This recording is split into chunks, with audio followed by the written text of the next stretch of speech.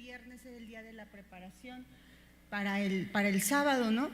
Y era pues una semana, digamos, de fiesta, había muchos extranjeros en la ciudad. El Señor estaba siendo crucificado también muy cerca, ¿no? de la ciudad, donde estaba pues mucha entrada y salida de personas, ¿no? Entonces, pues, aparte, pues, recordemos que eran muy religiosos y estaban como muy apresurados en tratar de que todo se viera bien. No era tampoco nada grato la escena, ¿no? De las 3 personas crucificadas, obviamente en medio de una fiesta, y pues andaban limpiando, ¿no? A las apariencias, ya saben. Cómo el hombre sigue siendo el mismo, ¿no? O sea, viviendo de apariencias. Y entonces era ese día de reposo en especial era de gran solemnidad, ¿no? Eso ya lo estudiamos también. Entonces, ¿qué es lo que hacen? Pues van con Pilato y le ruegan que les quiebren las piernas, porque al quebrarle las piernas les quitan el único apoyo que tenían para poder seguir respirando, ¿no? Porque ya veíamos que si no era así, pues podían durar o muchas horas y hasta días, ¿no? Ahí en agonía, en realidad, crucificados. Entonces Pilato les concede que le quebrasen las piernas y para que los quitaran de allí, pues quitaran el panorama. Y dice en el 32: vinieron pues los soldados y quebraron las piernas del primero y asimismo del otro que estaba crucificado al lado del Señor. El Señor estaba en medio de los 2 ladrones.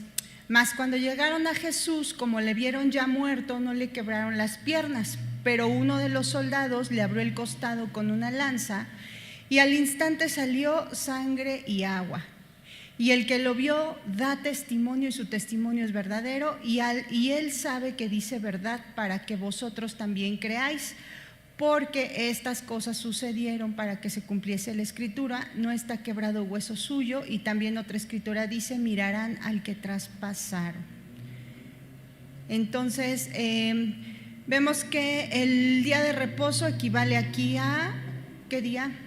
Sábado. Muy bien. Entonces a veces los sanhedritas podían ser muy escrupulosos en esas observancias, ¿no? de toda la parte ceremonial, y también eso lo vimos, me parece, la semana pasada. Vimos Deuteronomio 21-23. ¿Sí lo vimos? Deuteronomio 21-23,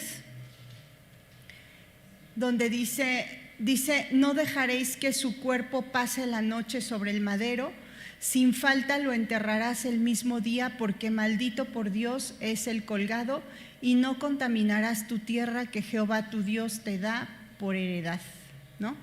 Entonces, pues eran ciertamente muy escrupulosos de cumplir todos esos ritos, ¿no? Y entonces esa profanación pues podría ser peor si los cuerpos permanecían en la cruz en sábado.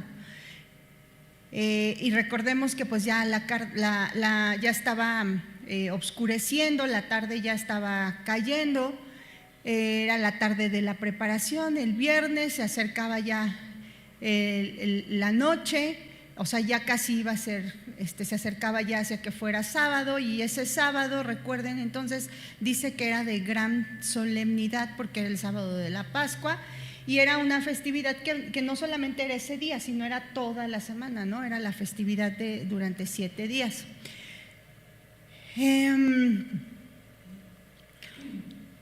Bueno, entonces le hicieron eso a Pilato. La petición que le hacían a Pilato también es importante que lo veamos, y lo comentamos la clase pasada, pues que era muy cruel, porque era el quebrarle las piernas era algo muy violento hacia los crucificados también, ¿no? Iba a provocar un colapso inmediato al fallarles, les decía yo, su punto de apoyo, pues, pero era un tormento y era un dolor demasiado agudo. Dicen los comentaristas que era un dolor inimaginable. Así pues, los judíos Posiblemente los principales sacerdotes le pidieron a Pilato que hiciera quebrar las piernas de los crucificados y pues que se produjera de inmediato su muerte. Entonces los podían quitar los cuerpos y ya todo había concluido antes de que empezara el sábado.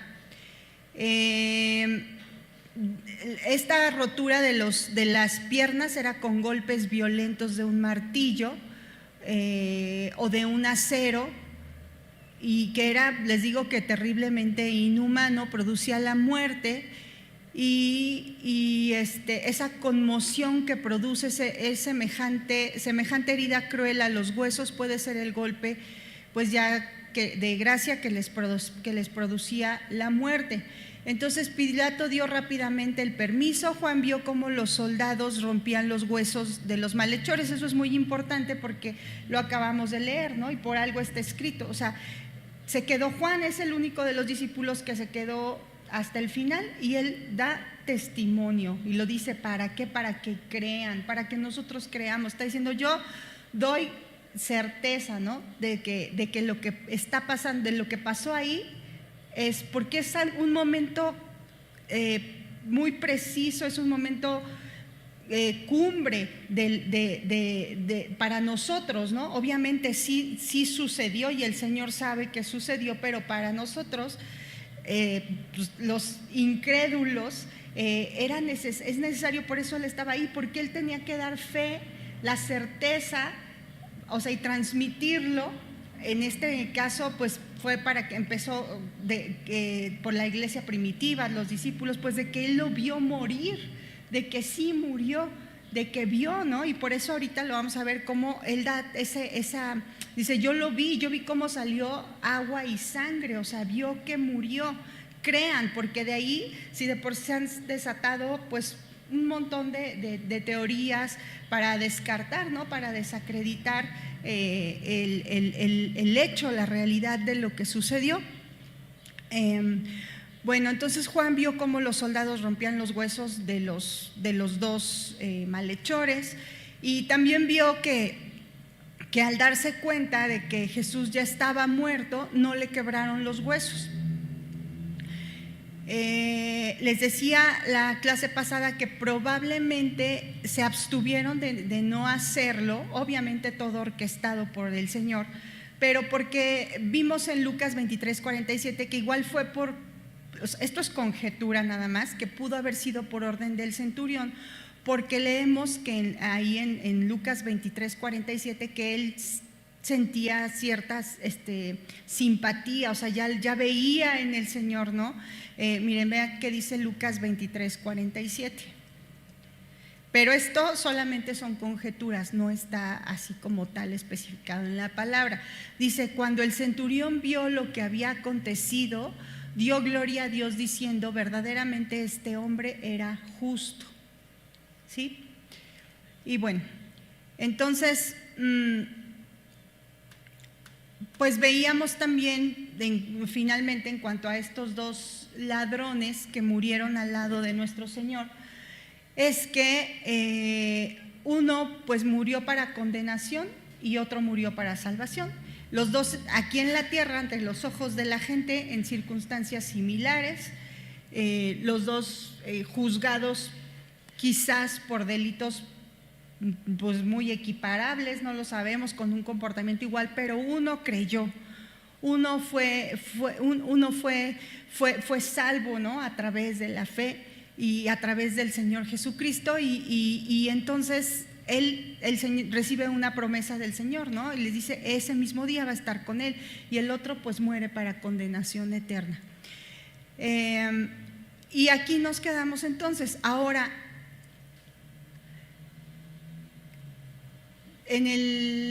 a partir de Juan 19:34, dice, pero uno de los soldados le abrió el costado con una lanza y al instante salió sangre y agua.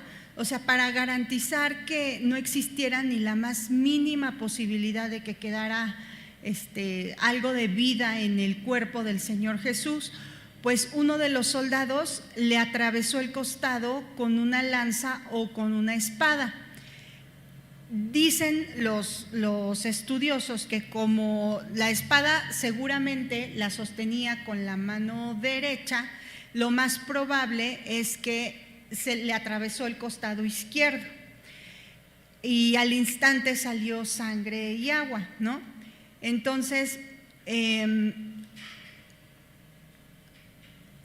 si Juan habla un poco acerca de esto, pues es porque debe haber un propósito, ¿no? Él está como afirmando, está poniendo más detalle porque es necesario, les digo, porque es un momento crucial, ¿no? Y está dando ese testimonio de que realmente él vio, ¿no? Y el Señor murió.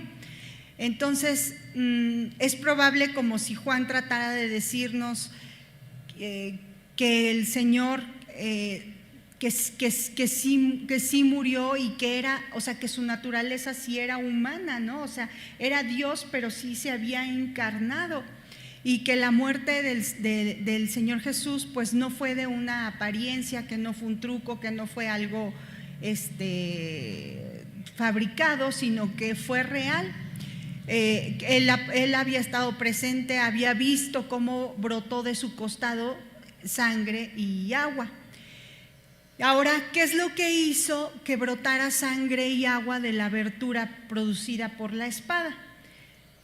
Esto, o sea, los que han estudiado estas cosas o sea, los científicos, pues hay una explicación fisiológica que es la que más se acerca, y los que les digo que he estudiado, pues podría ser que la muerte del Señor Jesús se produjo por una rotura de corazón y como resultado de una agonía y de dolor, incluso mental, ¿no? De una agonía tan fuerte.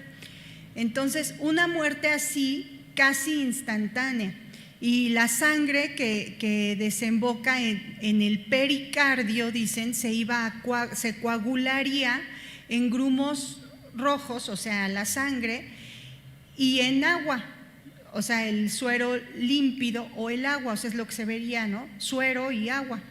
Entonces la herida de la espada permitiría entonces que saliera esa sangre y agua, ¿no? Que, o sea, no es agua como tal, sino es el suero.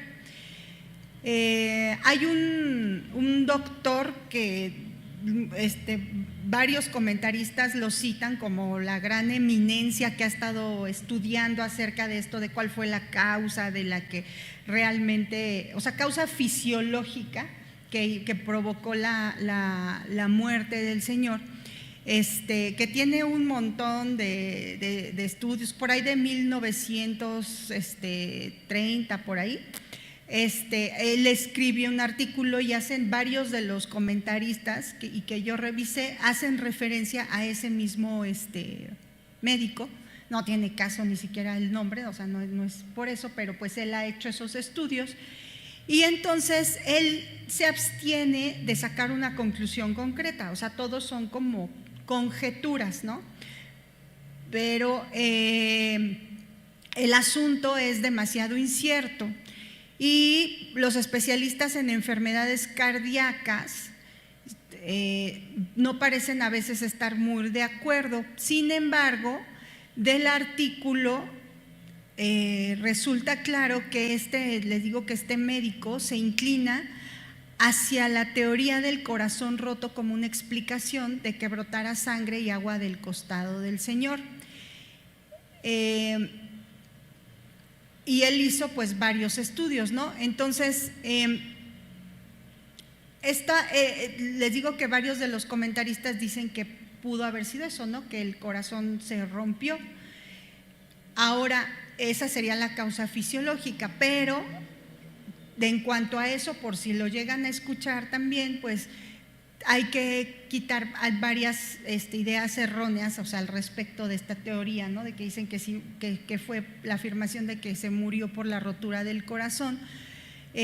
No es algo metafórico, ¿no? Es que así como que ay, le rompimos el corazón, ¿no? O sea, si no es una, no es así, sino es, les digo que con fundamentos científicos, pues algo fisiológico, ¿no?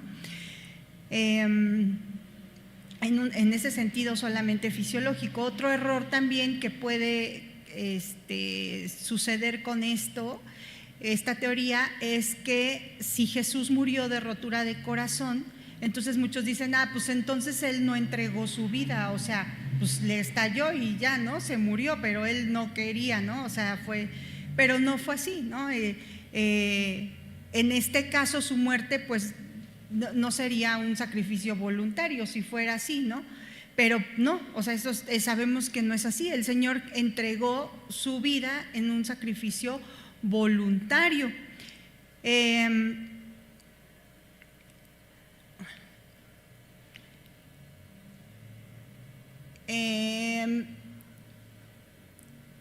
Entonces, bueno, esto lo debemos de quitar, ¿no? O sea, no, obviamente no es, les digo porque los detractores, o sea, buscan cualquier cosa y si algún día ustedes hablan con alguien, seguramente pueden por ahí, ¿no? Tratar de desacreditar y no debemos de contender con situaciones necias que no vienen al caso, ¿no?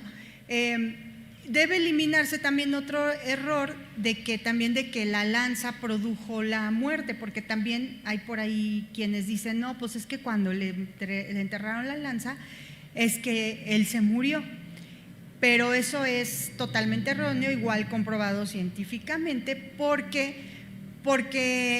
antes de decir Juan nada acerca de la perforación del costado del Señor, él dijo, cuando Jesús hubo tomado el vinagre, dijo, consumado es, y habiendo inclinado la cabeza, entregó el espíritu.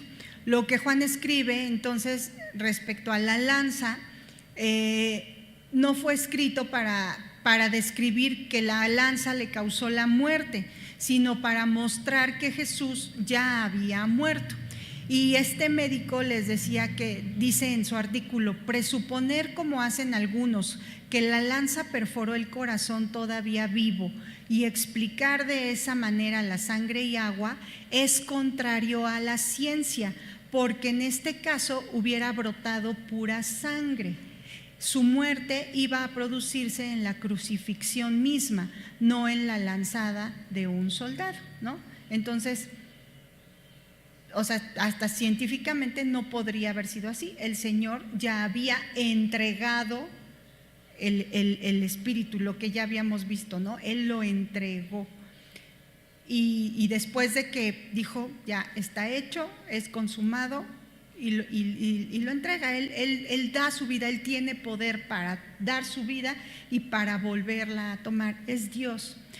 Este médico al que hace referencia el comentarista dice, la presencia de una cantidad considerable de suero y coágulos de sangre que brotan de una herida de lanza, como se describió antes, pudo proceder solo del corazón o saco pericárdico, o sea, tuvo forzosamente que salir de ahí para que saliera la sangre y el suero. Debemos aceptar desde un principio que el cuerpo de Cristo no estaba afectado por ninguna enfermedad previa. Era un perfecto Cordero de Dios. Es sumamente extraño, casi imposible, dicen las autoridades, que se rompa el músculo cardíaco normal. Cristo, sin embargo, sufrió como nadie antes ni después ha sufrido. Fíjense cómo dice el Salmo 69:20, dice, el escarnio ha quebrantado mi corazón. Luego vemos aquí también en Juan cómo dice que cuando le dieron a beber vinagre, vemos ahí también que si el corazón de Cristo no se hubiera roto, es difícil explicar cualquier acumulación de sangre y agua como lo describe Juan. Bueno, eso dice el comentarista que les digo que es científico, ¿no? Entonces, son las conjeturas a las que se llegan, o sea, después de estudios, porque sí han habido un montón de estudios para determinar cómo fue, y esto ¿Por qué? Porque pues obviamente tratan de desacreditar, ¿no? Tratan de decir, no estaba muerto, todo fue como un teatro, o él no dio su vida, pues ya le estalló el corazón, fue que lo mataron o sea, son cosas diferentes, ¿no? Sí falleció, pero al final él tuvo el control, él dio su vida, ¿no? Entonces, por algo Juan lo especifica, ¿no? Y dice esto de la lanza, se cumplen las profecías que ya estaban ahí, ningún hueso se iba a romper del Señor, todo controlado, todo bajo la soberanía y el control perfecto de nuestro Señor. Entonces, cuando Juan escribe lo que vio, pues da un testimonio con autoridad, ¿no? Sí, con autoridad de lo que vieron sus propios ojos. Y como dice Juan, dice así, y lo que en el 35 dice, y el que lo vio da testimonio y su testimonio es verdadero, y él sabe que dice verdad para que vosotros también creáis. Entonces dice, lo que vio da testimonio y su testimonio es verdadero. O sea, él da el término aquí, testificar, él da testimonio. El término testimonio se emplea casi exclusivamente en los escritos de Juan. Se encuentra también en Apocalipsis y pues aquí en el Evangelio, ¿no? Y por ejemplo, Juan 1:7, les voy a dar varias, bueno, son muchísimas citas, ¿no? Donde él da testimonio, pero por ejemplo, Juan 1:7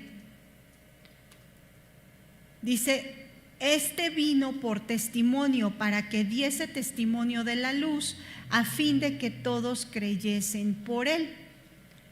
No era la luz, sino para que diese testimonio de la luz. Esto lo está escribiendo el apóstol Juan, ¿no? También vemos en Juan 1:19, dice, este es el testimonio de Juan, cuando los judíos enviaron de Jerusalén sacerdotes y levitas para que le preguntasen, ¿tú quién eres? Confesó y no negó, sino confesó, yo no soy el Cristo. Bueno, entonces también está diciendo que es el testimonio que él está escribiendo, ¿no? Aquí en el Evangelio. También, por ejemplo, lo vemos en Juan, también aquí él escribe en Juan 3:11. En Juan 3:11 dice, de cierto te digo que lo que sabemos hablamos y lo que hemos visto testificamos y no recibís nuestro testimonio. Esto lo dice el Señor Jesús, ¿no? Pero lo escribe Juan. Entonces Juan habla mucho acerca de este término testimonio. Hay muchísimas citas donde habla de este testimonio, o sea, de manifestar, de dar fe para que creamos, ¿no?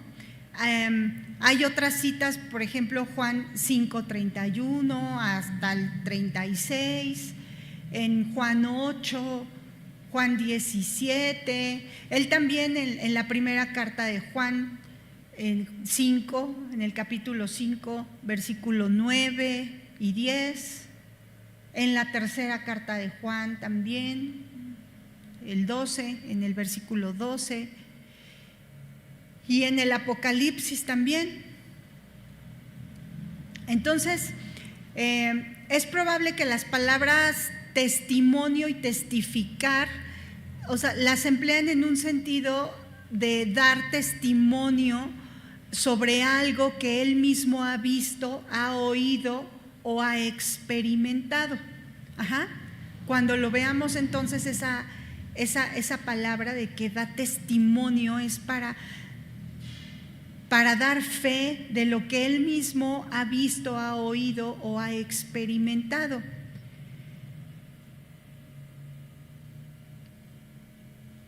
¿Sí?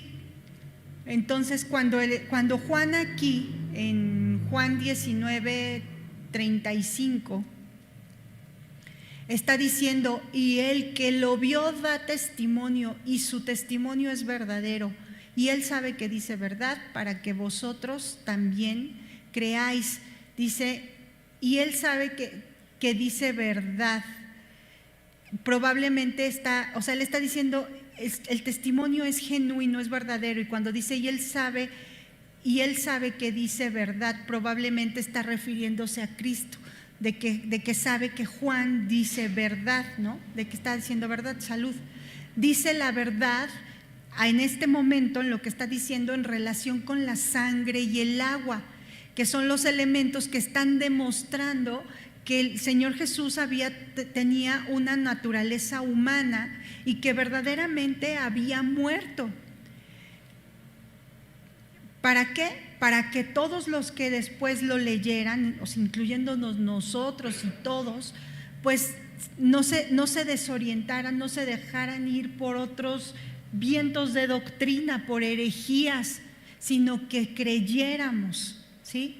Que creyéramos en ese testimonio que le está dando.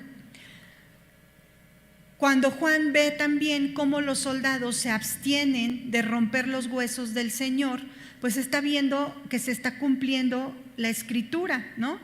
Y eso lo vemos, estaba ya profetizado, y lo vemos en Éxodo 12:46, nada más tomen la cita. Números 9:12 dice: no dejarán del animal sacrificado para la mañana, ni quebrarán hueso de él, conforme a todos los ritos de la Pascua la celebrarán.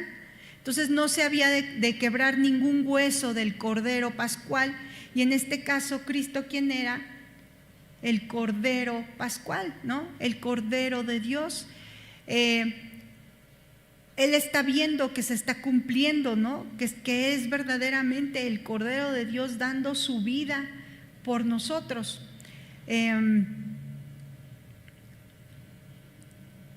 Vemos como el mismo Juan, fíjense cómo dice en Juan 1:29, él lo sabía, quién era Jesucristo, quién era el que estaba ahí crucificado. Dice Juan 1:29, el siguiente día vio Juan a Jesús que venía a él y dijo: he aquí el Cordero de Dios que quita el pecado del mundo. Él sabía quién era, ¿no? Él creía, él lo sabía, y él estaba en ese momento dando testimonio de cómo estaba cumpliéndose esa profecía, ese mandamiento de Dios que estaba estipulado, y él sabía que él era el Cordero de Dios y se estaba cumpliendo. Cómo estaba muriendo, estaba dando su vida por nosotros, ningún hueso estaba roto.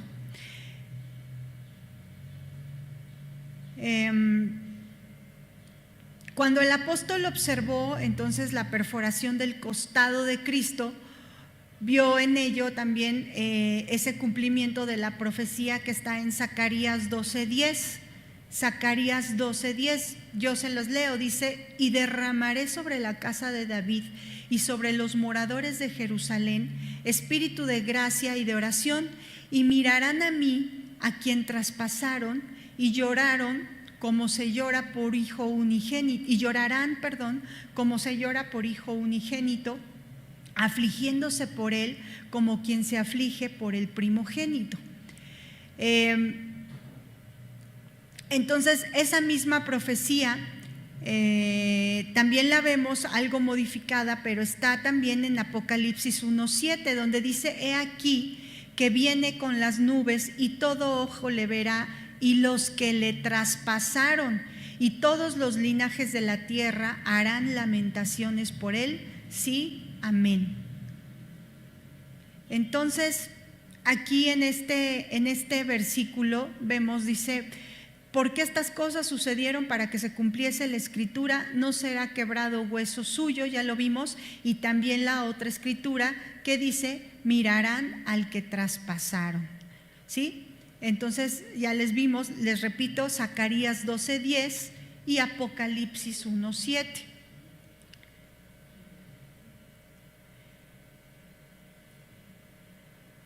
Jesús entonces murió antes de lo acostumbrado entre los que eran crucificados. Con esto se mostraba, aparte de lo que habíamos ya visto, de que se sugiere que una posible rotura del corazón, que Jesús entregaba su vida sin que nadie se la arrebatara por la fuerza. Se sometió voluntariamente a la muerte, no fue vencido por ella, pero sus enemigos se quedaron satisfechos con verlo muerto. Lo importante es que al no tener que quebrarle las piernas, entonces se cumplía la profecía, ¿no? que acabamos de ver y que cita aquí Juan en este versículo 36. Ahora, bueno, hasta aquí es ya la muerte del Señor y sigue su sepultura. Entonces, como una síntesis nada más de esta última parte de la crucifixión, podemos ver, bueno, entonces que Jesús llevó su cruz, fue clavado en la cruz junto a dos criminales, fue crucificado entre los dos criminales por parte del gobernador, se tomó esa decisión, probablemente como una ofensa a los judíos, ya lo habíamos visto, pero también pues tiene otro, eso es naturalmente, pero tiene también otro aspecto, que el Señor se ha crucificado entre dos pecadores, dentro de los cuales uno iba a salvarse, se estaba cumpliendo también profecía que él ya decía que iba a morir entre los malhechores, y uno de los cuales ya vimos que se salvó. Entonces también vemos que hubo una disputa acerca del título que le iban a poner, porque recuerden que siempre les ponían, ¿no?, un título al que estaba siendo crucificado, y que Pilato, pues él puso un título creyendo ofender, ¿no?, igual a los judíos, pero pues todo guiado por el Señor, le pone que es el rey de los judíos, y fíjense ahí, siempre ponían el delito que había cometido, ¿no?, la persona que estaba. Y aquí, en este caso, no se mencionó ningún delito, ni siquiera, ¿no?, ni un pecado, porque él, o sea, todo es orquestado por nuestro Dios, o sea, simplemente le pone por sus intenciones, pero guiado al final por Dios, que era el rey de los judíos. No hay ningún pecado mencionado, ¿no?, todo orquestado y guiado por el Señor. Vimos también el reparto de sus vestidos, también se va cumpliendo ahí profecía, eso también ya estaba profetizado. Iban a repartir entre sí sus vestiduras. Vimos las palabras también que pasaron, las palabras que le da el Señor a Juan y a María, un corazón amoroso del Señor, ¿no?, hacia María y hacia Juan.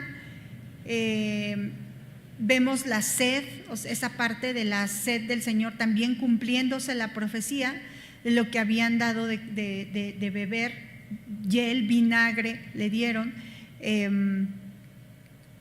y ahí estamos viendo también su parte pues humana, ¿no?, el haberse encarnado en un cuerpo mortal, en un cuerpo humano, en un cuerpo que tenía dolor, que tenía sed, que tenía hambre, en esa naturaleza humana, pues que él sufrió. Pues la naturaleza divina no podía sufrir, la humana, ¿no? En esa exclamación, tengo sed y consumado es, pasa poco tiempo, él entrega su espíritu. La naturaleza voluntaria de esta acción no puede enfatizarse lo suficiente. Dice de alguna forma da la idea de una causa física que produjo su muerte física, pero vimos que esa causa física que produjo su muerte física estaba completamente en su soberanía, ¿no? Dentro de su poder. Y vemos también entonces esa perforación del costado, también es lo que acabamos de ver. Lo que ya habíamos dicho, es una teoría, la ruptura del corazón antes y esto, o sea, sí muere antes de que le entierren la lanza, ya había muerto, él ya había entregado el espíritu.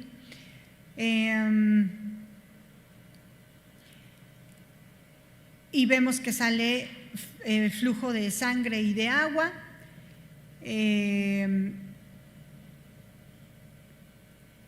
Bueno, esto ya vimos que hace que su crucifixión pues no fue algo ordinario.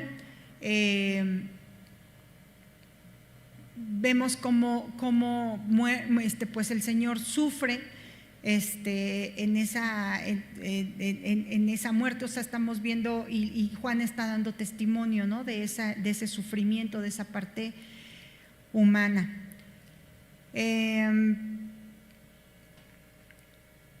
Bueno, pues entonces esto es lo que podemos ver, y hasta aquí, ¿no? Ya en esta parte de que hasta que el Señor muere. Ahora, posteriormente vemos ya en el versículo 38 que dice: después de todo esto, José de Arimatea, que era discípulo de Jesús, pero secretamente por miedo de los judíos, rogó a Pilato que le permitiese llevar el cuerpo de Jesús. También Nicodemo, el que antes había visitado a Jesús de noche, vino trayendo un compuesto de mirra y de aloes, como 100 libras. Tomaron pues el cuerpo de Jesús y lo envolvieron en lienzos con especias aromáticas, según es costumbre sepultar entre los judíos. Y en el lugar donde había sido crucificado había un huerto, y en el huerto un sepulcro nuevo, en el cual aún no había sido puesto ninguno. Allí pues, por causa de la preparación de la Pascua de los judíos y porque aquel sepulcro estaba cerca, pusieron a Jesús. Entonces el Señor es sepultado. Primero vemos que ¿quién se acerca? José de Arimatea, ¿no? Y vemos, bueno, aquí están José de Arimatea, y también hace referencia a Nicodemo en el 39. Entonces, ellos, se puede entender que José de Arimatea y Nicodemo actuaron, se pusieron de acuerdo. Deben haberse puesto de acuerdo de antemano en cuanto a lo que iba a hacer cada uno. Eso es lo que se puede ver. En consecuencia, pues llegan totalmente preparados, es lo que vamos a ver. También podemos ver que en este momento de que el Señor es sepultado, había presente algunas mujeres. Miren, esto lo podemos ver en Lucas 23:55. En Lucas 23:55. Dice: y las mujeres que habían venido con él desde Galilea siguieron también y vieron el sepulcro y cómo fue puesto su cuerpo. Y vueltas, prepararon especias aromáticas y ungüentos y descansaron el día de reposo conforme al mandamiento. Entonces vemos también ahí que había, que ciertas mujeres estuvieron ahí presentes. Después de haberse cumplido todo entonces y de haber determinado que Jesús estaba muerto de verdad, José de Arimatea entonces viene a escena, ¿no? ¿Quién era José de Arimatea? José de Arimatea primero era un hombre rico, de mucho dinero, y esto lo podemos ver en Mateo 27:57. Mateo 27:57.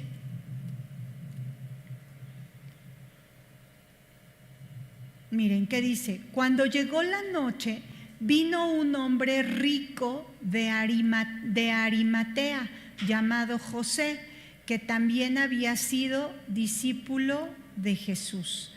¿sí? Mateo 27, 57. Entonces ya vimos, era un hombre rico que vino de Arimatea, se llamaba José y había sido también discípulo de Jesús. Él era un hombre, ya vimos, había sido discípulo, pues era un hombre devoto. Eso lo vemos en Marcos 15, 43. Marcos 15, 43.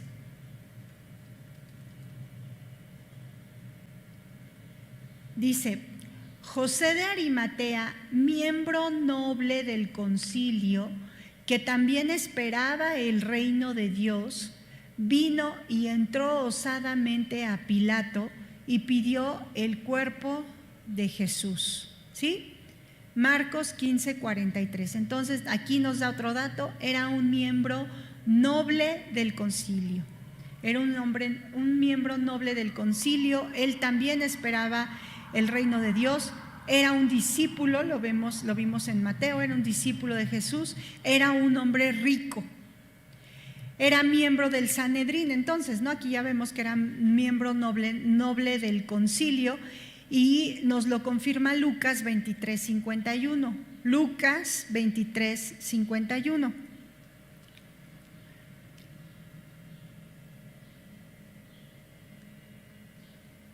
Dice, desde el 50, dice: había un varón llamado José de Arimatea, ciudad de Judea, el cual era miembro del concilio, varón bueno y justo. Ya también aquí nos dan otros datos de José de Arimatea. Era bueno y justo.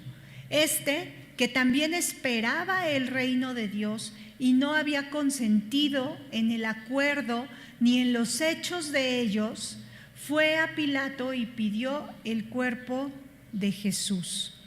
Entonces él no había consentido. Quizás a lo mejor fue una votación, ¿no? Pero ¿de qué?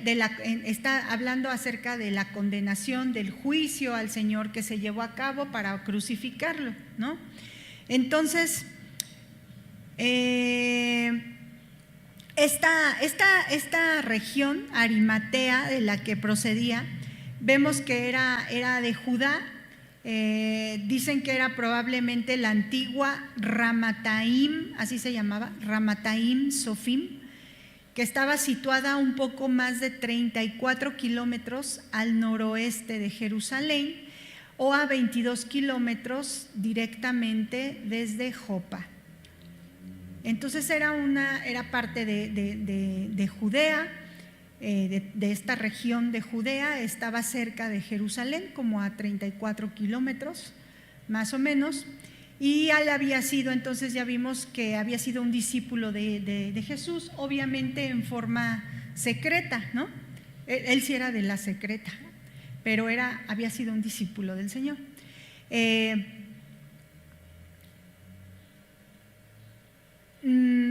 Entonces, y vemos que en Juan dice que él había pensado quizá, pues o sea, él era como secreto, o sea, dice que si era noble, él esperaba al Señor, él fue, dice que él esperaba, dice que fue a Pilato y pidió el cuerpo de Jesús. Pero vamos a ver, espérame, ¿cómo dice en Juan 19? En Juan 20. Todavía me regresé al 19.